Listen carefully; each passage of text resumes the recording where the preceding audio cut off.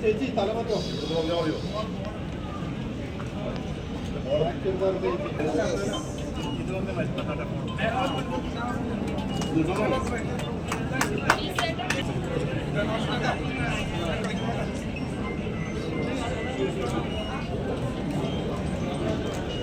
ചേട്ടാ മൊബൈല്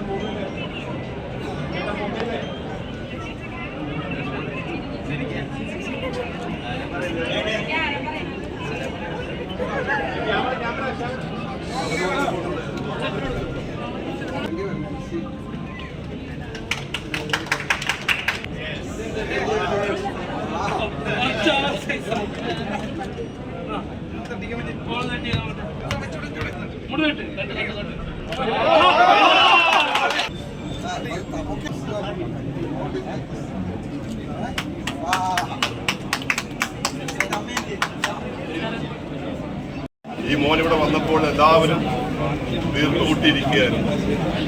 ഇവിടെ നിൽപ്പോൾ വളരെ മിടുക്കനായി ഈ മോൻ സ്വന്തം വീട്ടിലേക്ക് പോവുകയാണ്. ഞാൻ ആദ്യം നന്ദി പറയുന്നത് അപ്പോളോ ഹോസ്പിറ്റലോടാണ്. ഞാനിവിടെ വന്ന് ഈ കുട്ടിയെ ഐസിയുവിൽ പോയി കണ്ടതാണ്. ആ സമയത്ത് വളരെ വളരെ വിഷമിച്ച നിലയിലായിരുന്നു.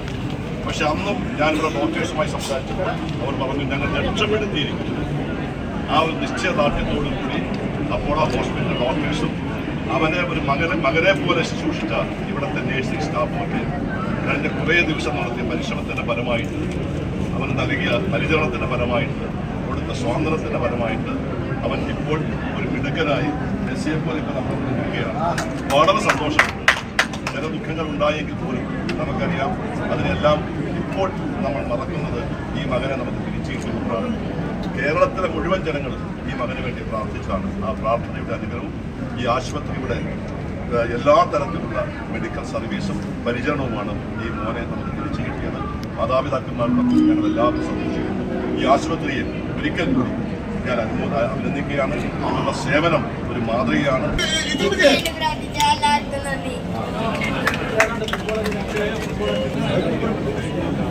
അതുകൊണ്ടാണ്